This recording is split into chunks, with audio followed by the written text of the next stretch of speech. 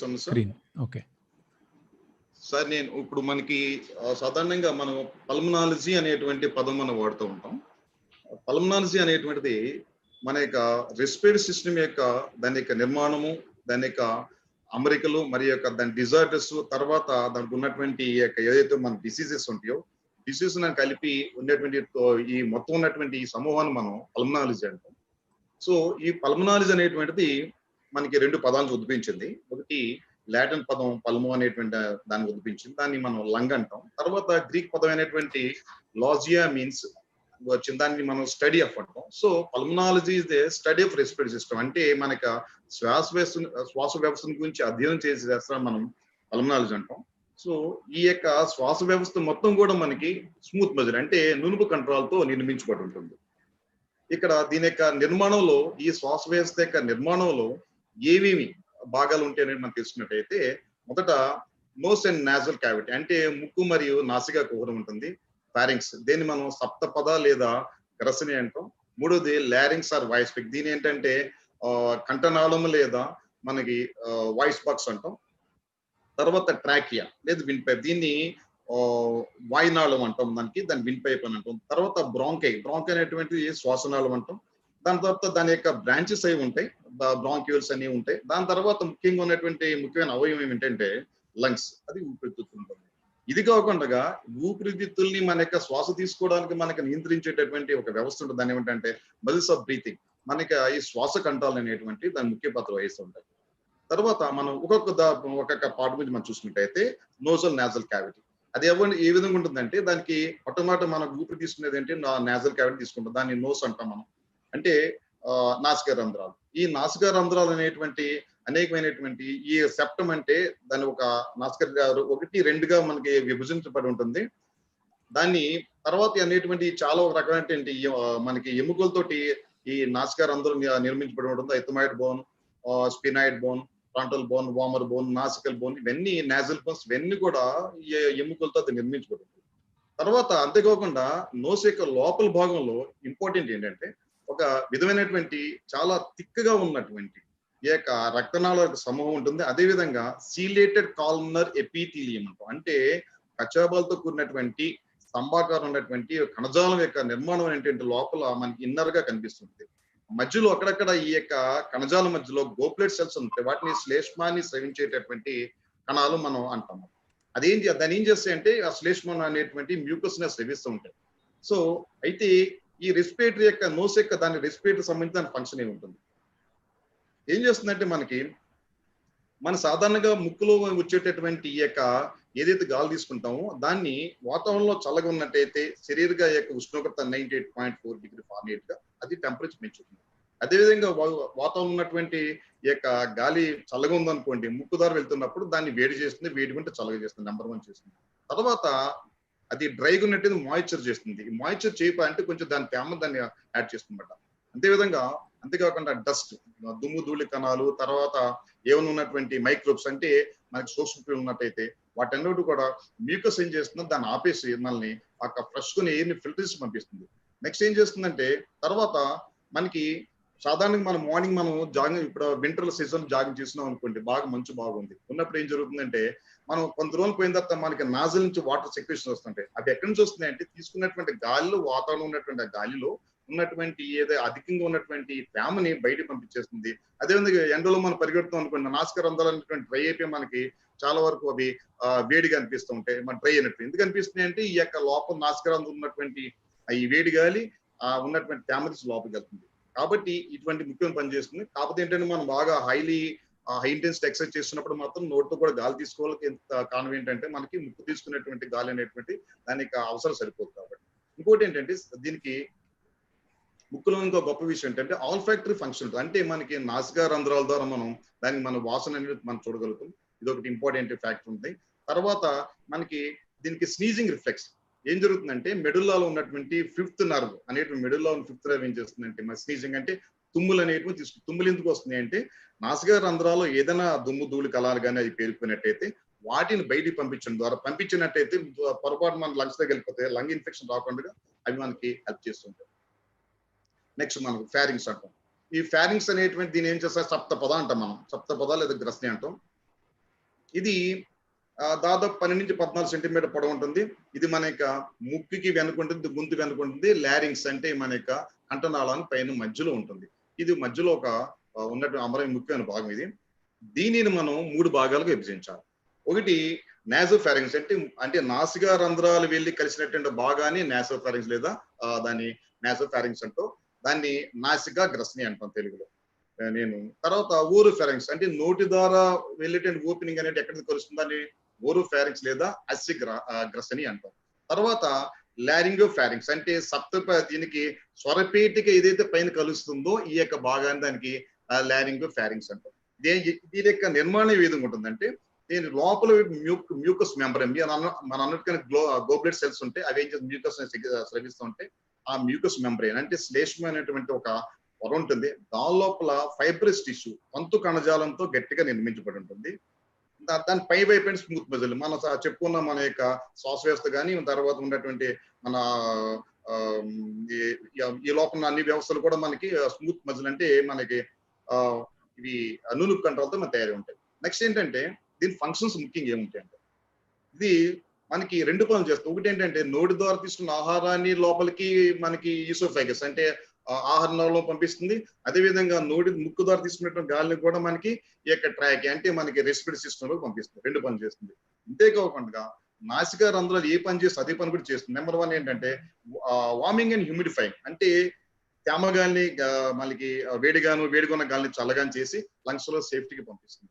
అంతేగాని ఇంకోటి ఏంటంటే దీంట్లో కూడా ఇంకోటి ఏంటంటే ఈ యొక్క ఫారింగ్స్ లో ఆల్ఫాక్టరీ నర్వ్స్ అంటే నర్వ్స్ ఏంటంటే మనకి రుచిని తెలియజేసేటటువంటి ఒకటి ఉంటుంది. అందుకే మనకి ఏదన్నా బిట్ట చేదు ఉందనుకోండి గొంతులో అంటూ ఉంటాం, చేదు వచ్చింది అక్కడ చేదు అనేటువంటి అక్కడ తెలుస్తుంది, మనకి ముందు తెలియదు. సో ఇది ఇంపార్టెంట్ ఫ్యాక్టర్. తర్వాత ఇంకో ఇంపార్టెంట్ ఏంటంటే ఆడిటరీ ట్యూబ్స్ అనేటువంటి 2 ఉంటాయి. ఫర్ ఎగ్జాంపుల్ ఈ గ్రస్ నుంచి 2 ఏంటంటే ఒకటి ఒక ఎడమ చెవిలోకి కుడి చెవులు మధ్య చెవిలోకి వెళ్ళిపోతూ ఉంటాయి. ఆ గొట్టలు ఏం చేస్తాయి అంటే తీసుకున్న గాలి ఆ గొట్ట నుంచి మధ్య చెవులకు వెళ్ళి అక్కడ డయాఫ్రమ్ కి లోపల వైపుని సపోర్ట్ చేస్తూ ఉంటుంది. బయట నుంచి ఉన్నటువంటి గాలి సపోర్ట్ చేస్తుంది. అంటే ఇక్కడ ఏం జరుగుతుందంటే వాతావరణం ఉన్నటువంటి గాలి యొక్క పీడనం నోటి ద్వారా వెళ్ళేటువంటి గ్రసం ద్వారా వెళ్ళేటటువంటి ఈ యొక్క ఆడిటరీ ట్యూబ్స్ అంటే చెవులకు ఉన్న శబ్దానికి పనిచేసే ట్యూబ్ యొక్క 2 యొక్క ఆ యొక్క పీడనం సమానంగా ఉండబట్టి మనకు ఉంటుంది. ఫర్ ఎగ్జాంపుల్ ఎప్పుడైనా సరే మనకి గొంతు జలుబు చేస్తే చెవులు వినపడు, గొంతు జలుబుకి చెవులు సంబంధం మనం అనుకుంటాం, చెవు క్లియర్ గా ఉంటుంది. కానీ ఏంటంటే ఆడిటరీ ట్యూబ్స్ అనేటువంటిది మ్యూకస్ ద్వారా అది క్లోజ్ అయిపోయి ఉండొచ్చు, ఆ కారణం చేత మనకి ఉంటుంది అనమాట. అందుకే మనం ఏం చేస్తాం, ఒక్కోసారి వినపడినప్పుడు మౌత్ ఓపెన్ చేసి వింటూ ఉంటాం. అంటే ఏంటంటే దీని ద్వారా గాలి అనేటువంటి లోపలికి వెళ్ళి దాన్ని సపోర్ట్ చేస్తుంది అనేటువంటి ఇంపార్టెంట్. అది తర్వాత ప్రొటెక్షన్. ఇంకా ఇంపార్టెంట్ ఏంటంటే ఈ గ్రసం ద్వారా ప్రొటెక్షన్ అనేటువంటి మనకి టాన్సిల్స్ ఉంటాయి. దాదాపు 4 జతల టాన్సిల్స్ అనే ఏరియా ఉంటాయి. ఈ టాన్సిల్స్ ఏం చేస్తాయి అంటే అవి లింఫాటిక్ ఫంక్షన్, లింఫ్ కణాలు ఉన్నటువంటి తెల్ల రక్తాలు ఏదైతే ఫంక్షన్ చేస్తాయో అదే ఫంక్షన్ అవి చేస్తూ ఉంటాయి. అంటే తింటున్నట్టు ఆహారంలో కానీ లేదంటే తింటున్నటువంటి ఏదన్నా మనకి పీల్చుండే గాలిలో కానీ సూక్ష్మజీవులు ఉన్నట్టయితే వాటిని చంపేస్తుంటాయి. ఈ సాధారణంగా చిన్నపిల్లల్లో పెద్దవాళ్ళు చిన్నగా ఉంటాయి. కారణం ఏంటంటే మనకి ఇమ్యూన్ సిస్టమ్ ఎక్కువ ఉంటుంది కాబట్టి వాటికి ఇంపార్టెన్స్ ఉంటుంది. చిన్నపిల్లలు అందుకే వీళ్ళకి ఇన్ఫెక్షన్ వచ్చినట్టయితే అందుకే టాన్సిల్స్ అనేటువంటి ఇన్ఫెక్ట్ అవుతుంది. ఎందుకంటే అవి ఎప్పుడు కూడా మనకి సూక్ష్మజీవి వ్యతిరేకంగా పనిచేస్తాయి. దానికి ఇన్ఫెక్షన్ వస్తే దాన్ని తీసుకుని పని ఏర్పడుతుంది. నెక్స్ట్ దీన్ని చేసే ఇంకో పని ఏంటంటే స్పీచ్. మనం మాట్లాడడానికి ఇది చాలా అనుకూలంగా ఉపయోగపడుతుంది. ఉదాహరణకి దీన్ని రెజొనేటింగ్ చాంబర్ అంటే ఫర్ ఎగ్జాంపుల్ మనం ధ్వని ఉత్పత్తి చేసినప్పుడు మనకి స్వరపేని ధ్వని వచ్చిన తర్వాత సాధారణంగా స్పీకర్ ఉంది అనుకోండి, మామూలు పెడితే ఒక రకంగా వస్తుంది, అదే స్పీకర్ బాక్స్ లో పెడితే ఇంకో రకంగా వస్తుంది. అంటే దాని బాక్స్ ఏంటి రెజొనేటింగ్ చాంబర్ అంటాం. అంటే శబ్దాన్ని పెద్దగా చేసేటువంటి అటువంటి పనులు చేస్తుంది. దీనికి ఏంటంటే ఇంకో పని ఏంటంటే దీనికి ఈ సైనస్ తో కలిపి, సైనస్ అనేటువంటి బాగుంటుంది, దాంతో కలిపి రెజొనెంట్ చాంబర్ లో పనిచేసి శబ్దాన్ని అనేటువంటి బాగా ఉత్పత్తి చేయడానికి ఉపయోగపడుతుంది. నెక్స్ట్ ఏం చేస్తా అంటే మనకి చెప్పాను మానవులు దాదాపు 4 రకాలైనటువంటి ఇవి మనకి టాన్సిల్స్ ఉంటాయి. ఆ 4 రకాలు కూడా మనకి గొంతులో బాగా ఈ ఫ్యాక్స్ భాగాలు ఉంటే మనకు చాలా ఉపయోగపడతాయి. అవి మనకి మైక్రోబ్స్ నుంచి రక్షణ కల్పిస్తుంటాయి. నెక్స్ట్ లారింగ్స్. దీన్ని కంఠనాళం లేదా స్వరపేటిక అంటారు. ఇది చిన్న పిల్లల్లో చిన్నగాను కొద్దిగా పెరిగి కొద్ది పెద్దగా ఉంటుంది అన్నమాట ఇది లారింగ్స్.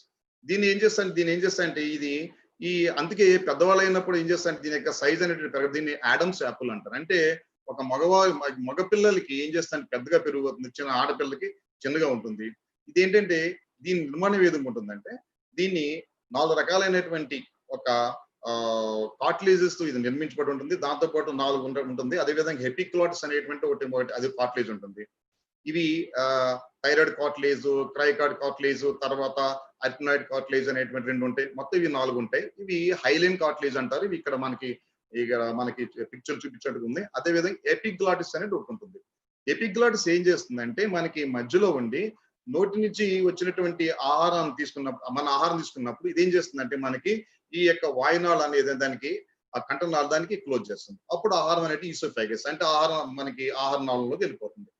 అదే గాలి పీల్చుకున్నప్పుడు ఏం చేస్తుందంటే ఈ ఎపిగ్లాటిస్ ఏం చేస్తుందంటే మన యొక్క ఆహార నాళం క్లోజ్ చేస్తుంది. శ్వాస వ్యవస్థకు అనుకూలంగా ఉన్నటువంటి కంఠనాళం ఓపెన్ చేస్తుంది. తద్వారా మనకి గాలి అటు వెళ్ళిపోతుంది. అంటే 2 ఫంక్షన్ చేస్తుంది అనమాట. ఫర్ ఎగ్జాంపుల్ ఎప్పుడైనా సరే మనం భోజనం చేసినప్పుడు మాట్లాడమనుకోండి పొరపోయింది అంటాం. మనకి దగ్గు వస్తుంది. ఎందుకు వస్తుందంటే పొరపాటున ఆ టైంలో ఇది మాట్లాడుతున్నప్పుడు గాలికి అటు దాన్ని క్లోజ్ చేయకుండా అన్నం తింటున్నప్పుడు ఉన్నటువంటి ఆహారాన్ని క్లోజ్ మధ్యలో నిలబడిపోతుంది. ఈ నిలబడిపోవడం వల్ల ఏం చేస్తుందంటే పొరపాటున ఆహారం ఉన్నటువంటి కొన్ని ఆహార పదార్థాలు ఈ యొక్క మనకి కంఠనాళంలోనికి లారింగ్స్ అనేటువంటి ట్రాకేలోకి ఎంటర్ అయిపోయింది అనుకోండి. ఏం జరుగుతుందంటే మనకి అక్కడ మనకి కాఫింగ్ అనేటువంటి జరుగుతుంది. సో దీని యొక్క ఎపిగ్లాటిస్ యొక్క విధి. మనం ఈ రకంగా చూసినట్టయితే మనకి దీన్ని 3 రకాలైనటువంటి ఈ యొక్క పొరలతో నిర్మించబడి ఉంటుంది.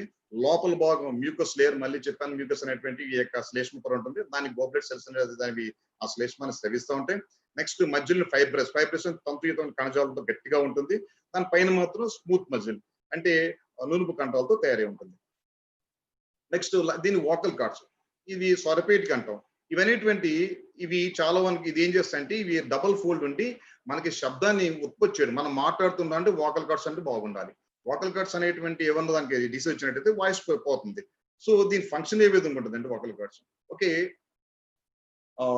ఇవి సౌండ్ అని ప్రొడ్యూస్ చేస్తుంటాయి. నెక్స్ట్ ఏంటి స్పీచ్. మనం మాట్లాడుతున్నాం అంటే శబ్దం అనేది దానికి వస్తుంది. ఈ శబ్దం అనేటువంటి రకరకాలైనటువంటి మనం ఇమిటేషన్ చేస్తూ ఉంటాం. ఎలా అవుతుంది? అది చేయదు. అది మాట వైబ్రేట్ చేయడం శబ్దం వస్తుంది. ఆ ఇమిటేషన్ లో మనం చేయగలుగుతుంటే టంగ్, చీక్స్, లిప్స్ ఉన్నటువంటి ఈ యొక్క చేంజెస్ వల్ల మనకి మనకి ఆ తేడా అనేది కనిపిస్తుంది. నెక్స్ట్ ఏంటంటే ఈ protection from of the lower respiratory tract, కింద ఉన్నటువంటి దానికి ప్రొటెక్షన్ ఇవ్వడం కోసం ఏం చేస్తుందంటే అటు ఇటు కలుగుతూ ఉంటుంది. దీనిలో కూడా ఒక రకమైన రక్షణ కల్పించేటటువంటి ఒక వ్యవస్థ ఉంటుంది, తప్పించి ఉంటుంది. అదేవిధంగా మనం మింగుతున్నప్పుడు డెగ్లటేషన్ అంటాం, మింగడం డెగ్లటేషన్ అంటాం. ఆ పని కూడా ఇది పైకి కింద కదలడం వల్ల ఏంటి మనకి మింగుతున్నప్పుడు ఇక్కడ ఉన్నటువంటి లాగున్న భాగం పైకి కదులుతూ ఉంటుంది. అదేం చేస్తుందంటే swallowing, that is called deglutition అంటాం. Ingestion, deglutition, digestion, absorption, assimilation, excretion అంటాం. మనకి డైజెషన్ వస్తుంది.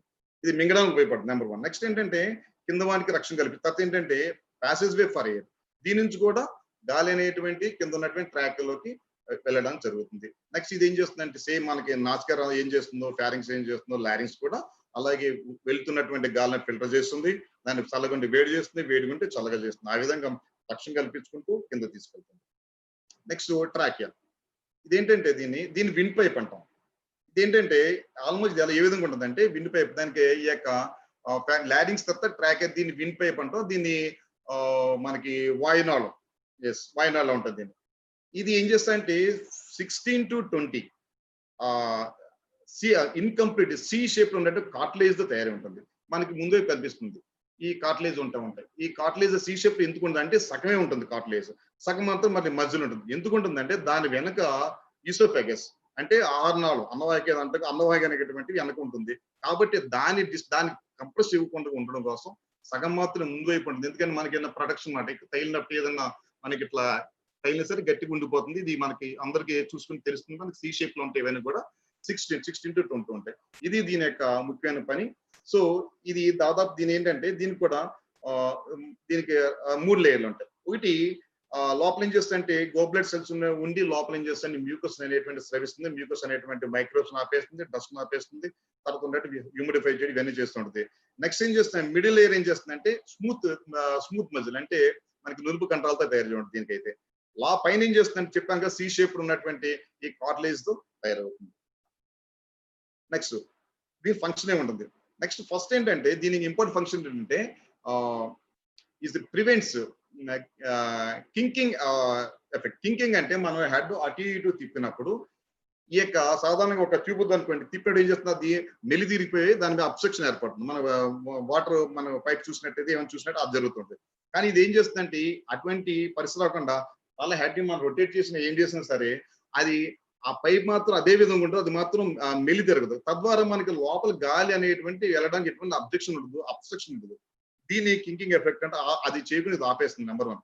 నెక్స్ట్ ఏంటంటే ఈ యొక్క సీలేరీ ఎస్కలేటర్ అంటాం, అంటే వ్యాఫ్ట్ అంటాం. ఫర్ ఎగ్జాంపుల్ గొంతు లోపల ఏదన్నా ఒక మ్యూకస్ లోపలికి లంగ్స్ వస్తుంది అనుకోండి, అది మెల్లిగా పై తీసుకొచ్చి అని మనం అన్నప్పుడు దగ్గినప్పుడు బయటికి ఆ యొక్క కళ్యాణ్ అంటాం బయటికి వెళ్ళిపోతుంది. అలా వెళ్ళడానికి దాని వ్యాఫ్టింగ్ ఎఫెక్ట్ అనేటువంటిది ఇక్కడే జరుగుతుంది. So it's doing good job. మనకి ఏదైనా వేస్ట్ అది ఏదైనా పొరపాటు లోపలికి వెళ్ళిన మైక్రోబ్స్ కానీ లేకపోతే ఏదన్నా తర్వాత ఉన్నటువంటి డస్ట్ కానీ పొల్యూషన్ వెళ్ళిపోయినా సరే ఈ మ్యూకస్ కప్పి మెల్లి పై తీసుకొచ్చి కళ్ళలోకి బయట రావడం కారణం ఏంటంటే ఈ యొక్క ఇది చేసే ఫంక్షన్. Next cough reflex. దీనికి మన వ్యాగస్ అండ్ నర్వస్ అనేటువంటి బ్రెయిన్ స్టెమ్ లో వ్యాగస్ అంటే పారాసింపాథెటిక్ అనేటువంటి ఉంటాయి. అవి ఏం చేస్తాయంటే కాఫ్ రిఫ్లెక్స్ మనకి గట్టిగా మనం దగ్గడం వల్ల కూడా బయట పంపించడానికి ఇది మనకు చాలా హెల్ప్ చేస్తుంది.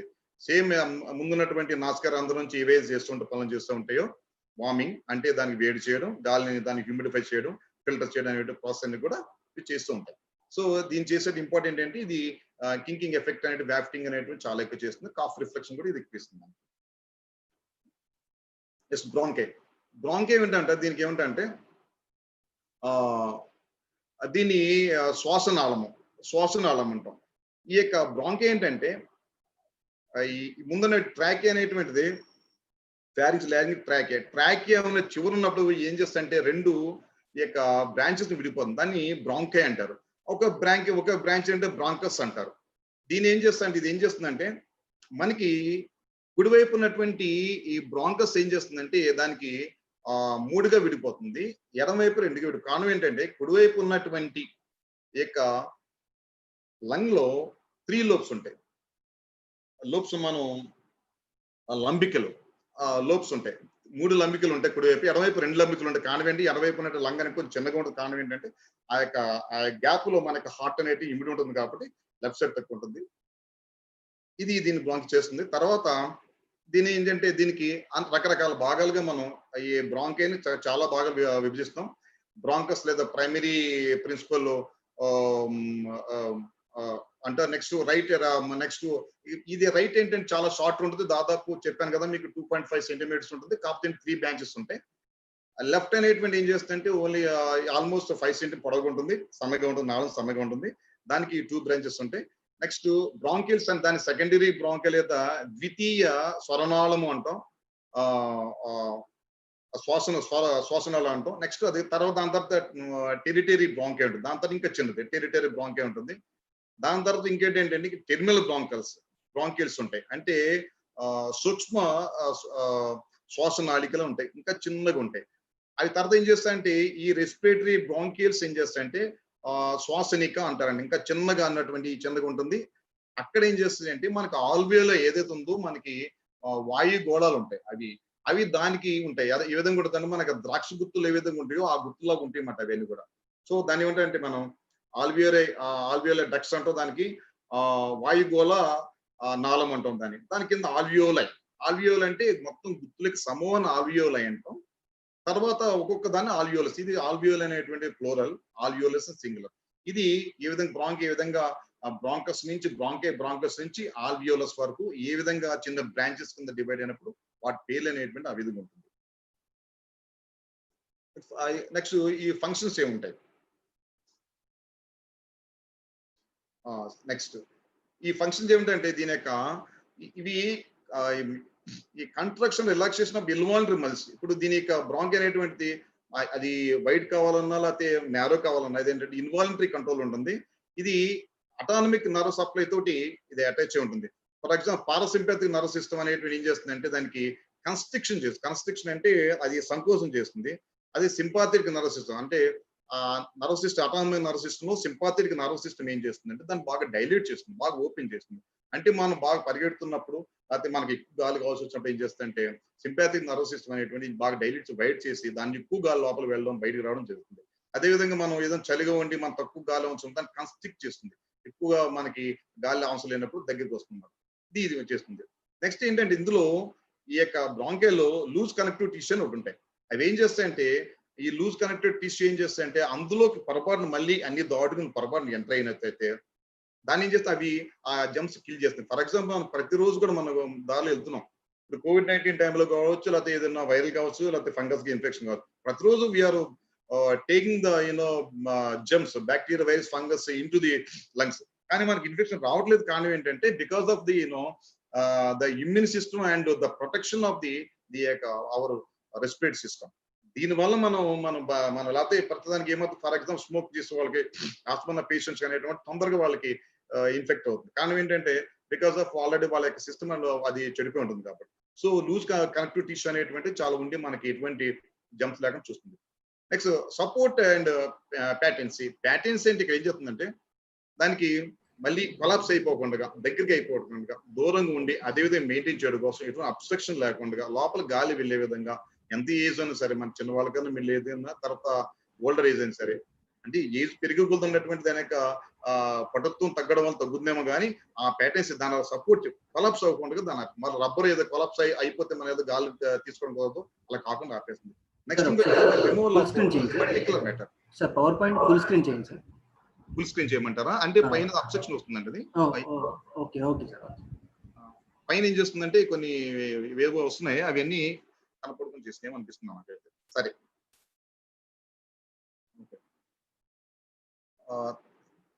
నెక్స్ట్.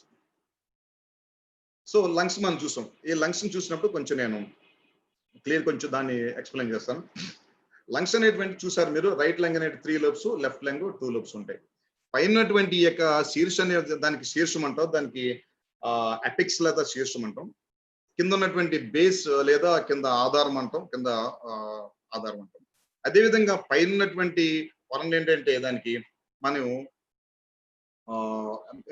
లోపల ఒక ఉంటుంది, పైన ఒకటి ఉంటుంది. దీన్ని ఏం చేస్తాను మనం మీడియల్స్ అంటే లోపలి తలము, బాహ్య తలము, లోపల తల, బాహ్య తలము. ఇది కాకుండా మనకి దీనికి 2 పొరలు ఉంటాయి. ప్రతి లంగ్ పైన 2 పొరలు ఉంటాయి. దాన్ని ప్లోరా అంటారు. దాన్ని పెరైటల్, విసరల్. పెరైటల్ అంటే పైన ఉన్నటువంటి పొర అనేటువంటి ఏం చేస్తుందంటే మనకి ఈ యొక్క రిబ్ కేస్ అంటే ఉర పంచన అతుక్కుని ఉంటుంది. లోపల ఉన్నటువంటి ఇంకొక పొర ఉంది, ఆ పొర ఏం చెక్క ఇది అనుకుంటుందంటే లంగ్ అతుక్కుని ఉంటుంది. ఈ రెండింటి మధ్య దీన్ని ఏంటి pleural fluid or serous fluid అంటాం. మధ్యలో ఒక ద్రవం ఉంటుంది. ద్రవం అనేటువంటి ఎవరికైతే ఇది సాధారణంగా ఒక స్థాయిలో ద్రవం ఉండాలి. ఇది ఎక్కువ ప్రమాదమే, తక్కువ ఎక్కువ. ఫర్ ఎగ్జాంపుల్ మనకి ఏదన్నా ఒక ట్యూబర్క్యులోసిస్ పేషెంట్స్ ఉన్నారనుకోండి, వాళ్ళకి లేకపోతే స్మోకర్స్ ఉన్నారనుకోండి, ఈ ద్రవం యొక్క స్థాయి పెరిగిపోయింది అనుకో, ఏం చేస్తుందంటే ఆ యొక్క కంట్రాక్షన్, రిలాక్సేషన్ అనేటువంటి లంగ్ లో జరగదు.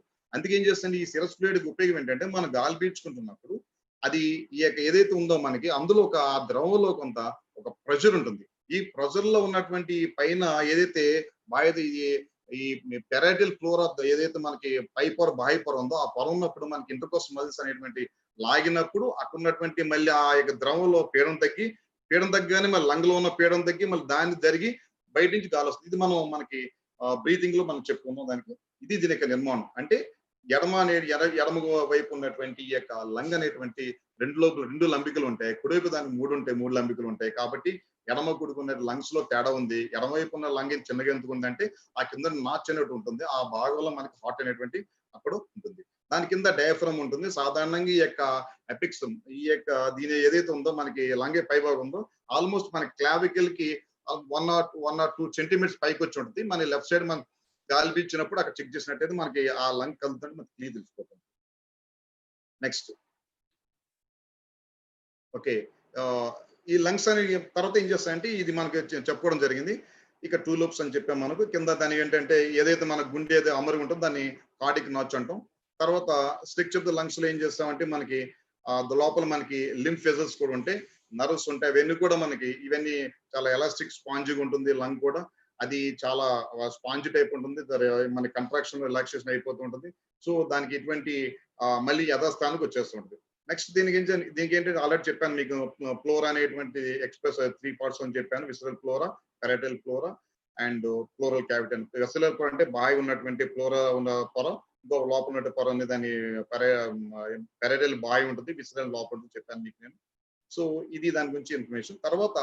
దాని తర్వాత మనం ఆల్వియోలోకి వెళ్ళినట్టు లంగ్స్ లో ఉన్నటువంటి అతి చిన్న మన వాయుగోళాలను, ఆల్వియోల్ ఉంటాం. అది దాని గురించి తెలుసుకున్నట్టయితే సాధారణంగా ఒక లంగ్ లో దాదాపు 150 మిలియన్ అంటే దాదాపు 15 కోట్లు ఆల్వియోలు ఉంటాయి, ఒక లంగ్ లో ఉంటాయి. సో మనకి గ్యాసెస్ ఎక్స్చేంజ్ అంటే వాయు మార్పిడి అనేటువంటి వాతావరణం తీసుకున్నటువంటి గాలి లంగ్ లోకి వెళ్ళిన తర్వాత అది లంగ్ లోపల ఉన్నటువంటి లంగ్స్ అంటే ఊపిరితిత్తుల లోపల ఉన్నటువంటి ఆ యొక్క ఆల్వియోలో ఉన్నటువంటి అక్కడ మాత్రం దాని జరగాలి. సో ఇదేంటంటే దీనికి ఈ యొక్క ఆల్వియోల్ ఏదైతే ఉందో వాయుగోళం ఉందో ఈ వాయుగోళం చుట్టూ చాలా డెన్స్ దాని పూర్తి దాన్ని ఆవరించి ఈ యొక్క రక్తకేశ నాళికలు అనేవి ఉంటాయి. ఆ రక్తకేశ నాళికలు ఎంత ఉంటాయంటే దానికి ఆల్మోస్ట్ అతుక్కుని ఉంటాయి. అతుక్కుని ఉండడం ఏం చేస్తాయంటే ఎంత ఉంటుందంటే ఒక్కొక్క రక్త కణం అనేటువంటి ఆ రక్తకేశంలో వెళ్ళి ఆ యొక్క దాని ఆ మధ్యలో ఉన్నటువంటి ఏదైతే ఉందో ఆ యొక్క ఆల్వియోల్ గోడకి అతుక్కుని వెళ్తూ ఉంటే మన గాలి బాహ్య నుంచి తీసుకున్న గాలి అంటే ఈ వాయుగోళకి వెళ్ళినప్పుడు అందులో ఉన్న ఆక్సిజన్ ఆ యొక్క ఆ పొర ద్వారా త్వచం ద్వారా రక్తకేశ నాళికలో ఉన్నటువంటి కార్బన్ డైఆక్సైడ్ మనకి ఈ వాయుగోళం వస్తుంది. తద్వారా ఇక్కడ గ్యాస్ ఎక్స్చేంజ్ జరుగుతుంది. మనం నెక్స్ట్ దీనికి తెలుసుకుందాం. ఇదే ఏం జరుగుతుందంటే మనకి రక్తకేశ నాళికలు ఎక్కడి నుంచి వస్తాయంటే అవి మనకి పల్మనరీ ఆర్టరీ అంటే గుండె నుంచి తర్వాత ఊపిరి తీసుకెళ్లేటువంటి ఆర్టరీ ద్వారా లోపలికి వచ్చి అవి జరుగుతుంది. దాన్ని ఆ యొక్క పొరని ఏమంటారంటే రెస్పిరేటరీ మెంబ్రైన్, దాన్ని శ్వాసత్వచము అంటారేమో, బహుశా అది నాకు కరెక్ట్గా తెలియమంటో తెలీదు. రెస్పిరేటరీ మెంబ్రైన్ అంటారు. దాని ద్వారా మాత్రమే లంగ్స్ లో మనకి ఈ యొక్క శ్వాసక్రియ అనేది జరుగుతుంది. నెక్స్ట్ ఆల్వియోల్ ఫంక్షన్ ఏముందనేటువంటి ఆల్రెడీ చెప్పాను. ఇది సేమ్ మా కార్బన్ డైఆక్సైడ్ అనేటువంటి లోపల తీసుకోవడం, ఆక్సిజన్ పంపించడం జరుగుతుంది. నెక్స్ట్ ద ప్రాసెస్ తర్వాత నవ్వు రెస్పిరేషన్ వద్దాం.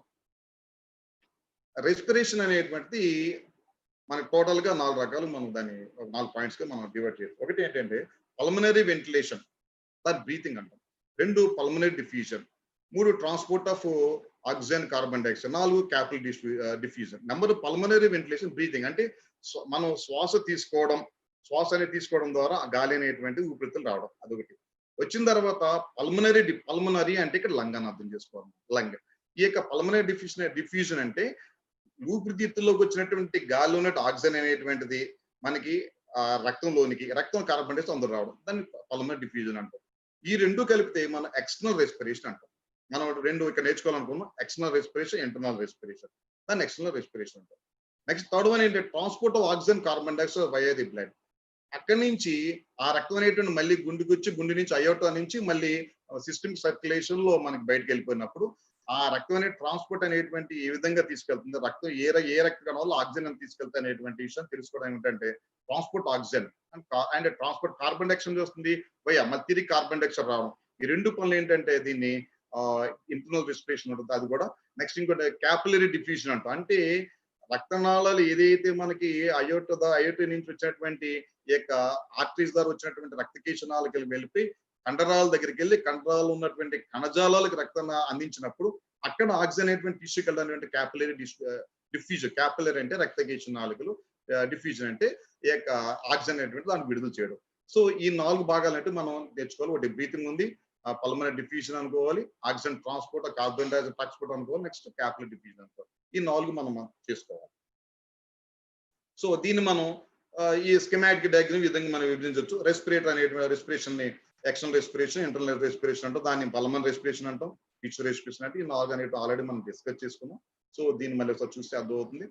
సో ఏ విధంగా చూసారు, ఇక్కడ మీరు హార్ట్ నుంచి లంగ్ వస్తుంది, లంగ్ వచ్చినటువంటి ఆల్వియోలై ఉన్నటువంటి దానికి ఆక్సిజన్ తీసుకుని ఆక్సిజన్ ఇచ్చి కార్బన్ డైఆక్సైడ్ తీసుకుంటుంది. మళ్ళీ కార్బన్ డైఆక్సైడ్ ఉన్నటువంటి ఆక్సిజన్ అనేది ఏం చేస్తుందంటే ఈ యొక్క గుండె యొక్క ఎడమ కన్నికలోనికి వెళ్ళిన తర్వాత అక్కడి నుంచి మళ్ళీ ఎడమ జఠరలోకి వచ్చి అక్కడి నుంచి మళ్ళీ శరీరానికి ఈ యొక్క రక్తం ద్వారా కిందకి అనేటువంటి టిష్యూకి వెళ్ళిపోతుంది. ఇది సింపుల్ గా ఒక డయాగ్రమేటిక్ ఉంది మనకి. సో ఎక్స్టర్నల్ రెస్పిరేషన్ అనేటువంటిది మనం ఇప్పుడు చెప్పుకున్నాం. దాన్ని 2 రకాలుగా విభజించుకున్నాం. ఒకటి పల్మనరీ వెంటిలేషన్ అంటే బ్రీదింగ్ చేయడం, రెండోది పల్మనరీ డిఫ్యూజన్ అంటే బ్రీదింగ్ చేసిన తర్వాత గాలి తీసుకున్న తర్వాత ఊపిరితిత్తులు ఏ విధంగా లంగ్స్ లోకి ఆల్వియోల నుంచి మనకి రక్తనాళాలకు వెళ్తున్న విషయం తెలుసుకోవాలి.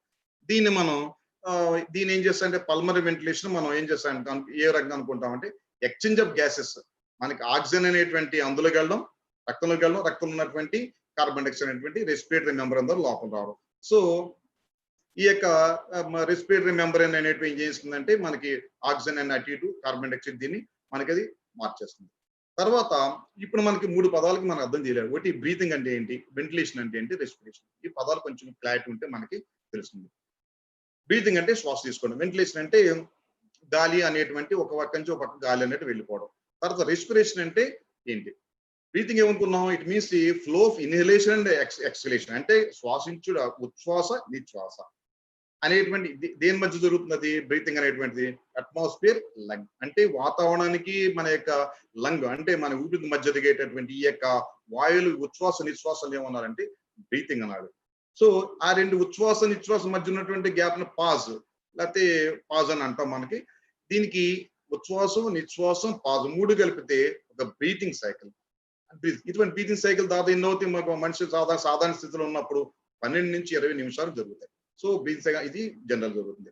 వెంటిలేషన్ అంటే ఏంటంటే ఈ గ్యాసెస్ ఎక్స్చేంజ్ అనేటువంటి ఏంటంటే ఒక మంచి అంటే ఆక్సిజన్ ఎక్కువ ఉన్నటువంటి గాలి అనేటువంటిది మన లంగ్స్ లోకి వెళ్ళడం, లంగ్స్ లో ఉన్నటువంటి యొక్క అంటే స్టేల్ ఎయిర్ అంటే కొంచెం మలినంతో కూడిన, మలినం అంటే ఏంటి ఏమంటే మనం ఏమంటాం తర్వాత కార్బన్ డైఆక్సైడ్ ఉన్నటువంటి ఎయిర్ ని, ఇటువంటి ఎయిర్ అంటే ఒక ఆక్సిజన్ ఎయిర్ లోపలికి వెళ్ళి కార్బన్ డైఆక్సైడ్ ఉన్నటువంటి ఎయిర్ బయటకు వెళ్తేనే ఉంటుంది వెంటిలేషన్ అంటాం. సాధారణ మన ఇంట్లో వెంటిలేషన్ ఏమనుకుంటాం? మంచి గాలి రావాలి, చెడు గాలి బయటకు పోతే వెంటిలేషన్ జనరల్ గా యూజ్ చేస్తాం.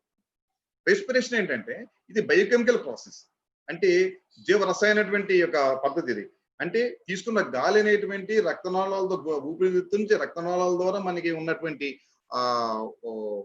కణజాలాలకు వెళ్ళి కణజాలాల్లో ఉన్నటువంటి ఆక్సిజన్ విడుదల చేసి మైటోకాండ్రియాలు ఏటీపీని ఉత్పత్తి చేయడం కోసం చేసేటువంటి యొక్క పూర్తి యొక్క ప్రక్రియను మనం రెస్పిరేషన్ అనాలి. అంటే ఇది బయోకెమికల్ ప్రాసెస్. సో బ్రీతింగ్ అంటే గాలి తీసుకోవడం, వెంటిలేషన్ అంటే మంచిగా లోపల తీసుకుని మనకి ఉన్న గాలిని బయట వదలడం, రెస్పిరేషన్ అంటే తీసుకున్నటువంటి ఆక్సిజన్ అనేటువంటి శరీర అవసరాల కోసం కెమికల్ రియాక్షన్ ద్వారా మనకి ఏటీపీ కన్వర్ట్ అవ్వం. దీన్ని మనం రెస్పిరేషన్ అనాలి. సో మజిల్స్ రెస్పిరేషన్ అనేటువంటి మనకుంటాయి. మనకి ఏంటంటే రెస్పిరేషన్ ఏమిటంటే మనకి 11 పేర్స్ అంటే 11 జతల ఇంటర్కోస్టల్ మజిల్స్ ఉంటాయి. అది ఇంటర్కోస్టల్ మజిల్స్ అంటమాట. ఈ ఇంటర్కోస్టల్ మజిల్స్ అనేటువంటి సెమీ వాలటరీ కంట్రోల్, మన యొక్క కంట్రోల్ లో కొంతవరకు ఉంటుంది, మిగతా ఇన్వాలటరీ కంట్రోల్ వెళ్ళిపోతుంది. ఇవి ఏం చేస్తే 11 జతలు ఉంటాయి. మనకి 12 జతల రిప్స్ ఉన్నప్పుడు వాటి మధ్యలో ఇవి అమరి ఉంటాయి. వాటి మధ్యలో ఉంటాయి 11 జతలు ఉంటాయి. అంటే రెండు ఉంటాయి, కింద ఒకటి పైన ఒకటి ఉంటుంది. ఒకటి external intercostal muscle, internal intercostal muscle ఉంటాయి. కింద డయాఫ్రమ్, దాన్ని ఉదర వితానము అంటారంట దాన్ని. ఓకే, ఉదర వితానము అని దీనికి ఉంటుంది, ఈ విధంగా ఉదర వితానం ఉంటుంది. సో ఇవన్నీ కలిపి మనకేంటి అంటే 11 pairs of intercostal muscles, 1 diaphragm, దీని ఉదర వితానం ఉంటుంది. ఇప్పుడు ఈ వీటి యొక్క అవసరం అనేటువంటి ఏ విధంగా మనకు బ్రీతింగ్ లో ఉపయోగపడి చూద్దాం. ఈ తర్వాత దీనికి నర్వస్ సిస్టమ్ అనేది మనం అనుకున్నాం, అటానమస్ నర్వస్ సిస్టమ్ అనుకున్నాం. మిడిల్ అబ్లాంగేట్ ఉన్నటువంటి దాన్ని మజ్జాముఖం అంటారు. ఈ మిడిల్ అబ్లాంగేట్ ఉన్నటువంటి ప్రైమరీ రెస్పిరేటరీ రిథమ్ సెంటర్, అంటే ఉచ్ఛ్వాస నిశ్వాసాలు ఒక స్థిరమైనటువంటి క్రమ పద్ధతిలో జరగడానికి ఉండేటువంటి అది చేస్తుందని ప్రైమరీ రిథమ్ సెంటర్ అంటారు.